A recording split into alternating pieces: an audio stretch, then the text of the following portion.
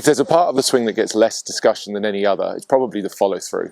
But what happens after you hit the ball can be just as important as anything that happens beforehand. Today I'll teach you the lesson that nobody else is to help you improve your follow through and with it improve your ball striking. Let's briefly consider the function of the follow through. I would say there's two main functions. There's the slowing down of the club in the follow through safely from a relatively high speed at impact to 0 miles per hour by the time the club stops. You need to know how to do that safely so you're not creating a problem in terms of injury. And while you're doing that, you also need to use the follow through to conserve the geometry of the stroke.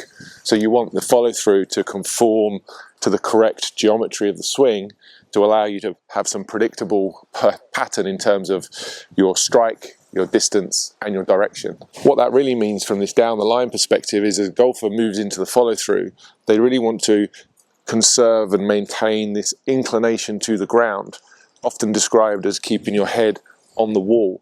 That's a really good visual reference for you as you move in towards impact and into the follow through. It's a lot of golfers struggle transitioning into this right tilt that happens in the downswing and into the follow through that good golfers demonstrate uniformly. Everyone who's any good moves into that right tilt through impact and into the follow through.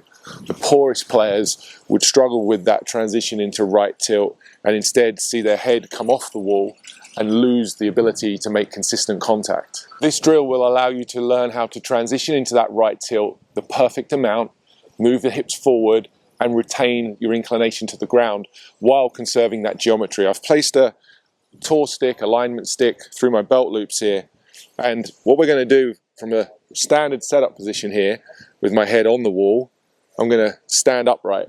That would be described as the extension of my spine, moving from a forward bend to being pretty much upright or even bent back a few degrees.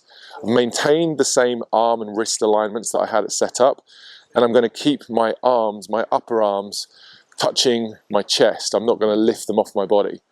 So we retain the connection between the arms and the body, stand up, extend the knees, extend the spine, and at this point in time the red stick is fairly level to the ground. Now we're going to move into this maximum right tilt by moving the pelvis towards the target. So just one more time, I'm keeping my head centered. My head's going to stay where it is, but I'm going to move my hips as much to the right as possible, and in doing so create this tilt that you can now see. Once I've done that and maximised the tilt, I'm then going to do the final piece of this 3-step puzzle, which is to turn towards the target. Now you'll see from the down the line camera how my head's back on the wall because the right tilt that I've added has replaced the extension part that happens in the follow through. There's a very specific amount of these movements you need to do if you're going to keep your head centered from this front view and if you're going to keep your head on the wall from this down the line view. So it's important to know how much of these pieces to do, and the reference for that would be from the front view camera, your head would stay in the circle, and from a down the line perspective, your head would stay on the wall. Next step would be to apply that without the sticks. We're going to stand up, we're going to move that pelvis to the left, that's the second piece, and we're going to turn towards the target with our checkpoint being where the arms and the club are parallel to the ground. So when the arms and club are parallel to the ground, we want to get a sensation that we've rotated through around 90 degrees with our shoulders and our hips. So that first piece is extension or standing up, second piece is to transition into the right tilt, and the third piece is then to turn towards the target.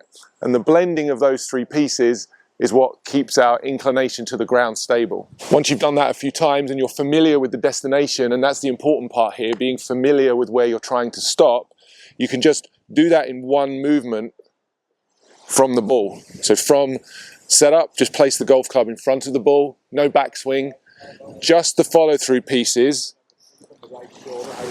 moving the club and the hands and the arms up to parallel with the ground while maintaining the inclination. So now instead of doing it in 3 steps, I'm doing it in 1. Once I've done that, I can put a backswing on this, try to stop in the same place, a few practice swings, stop in the same place. This would be the drill that you would start with.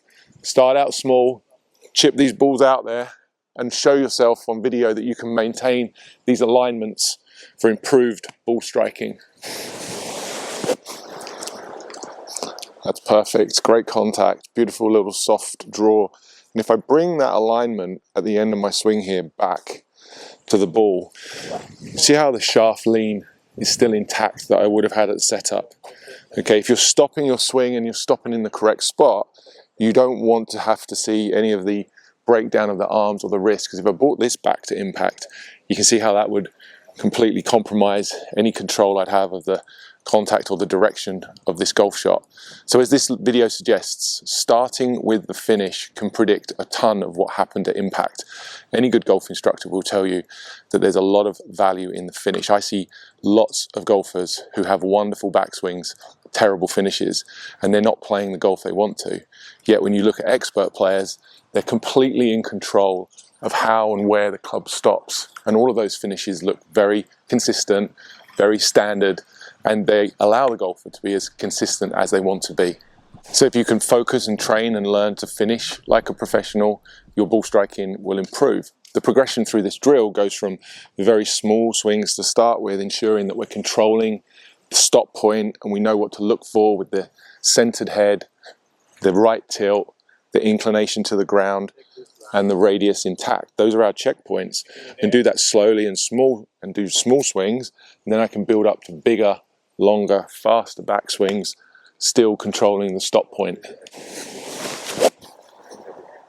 That one's gone much higher, much longer, still controlling the finish. Here's a great drill you can do right now if you're sat at home to practice this movement. If you're at home, go and stand inside a door frame and just rest your head on that door frame with your arms hanging down like they would do for your standard golf posture. You don't need a club for this. You can just practice moving the body, which is primarily the hips moving into that right tilt, into the follow through, turning until the shoulders and the hips have gone through around 90 degrees, while your head still touches the door frame. That's the point at which you're in maximum side bend, and after this point, your head would start to come away from the wall slightly. But it's that arms parallel to the ground position where you still want to maintain this touch point with your door frame. Arms extended, hips and shoulders turned around 90. And as an added bonus, if you struggle with the backswing, this drill works brilliantly for that as well.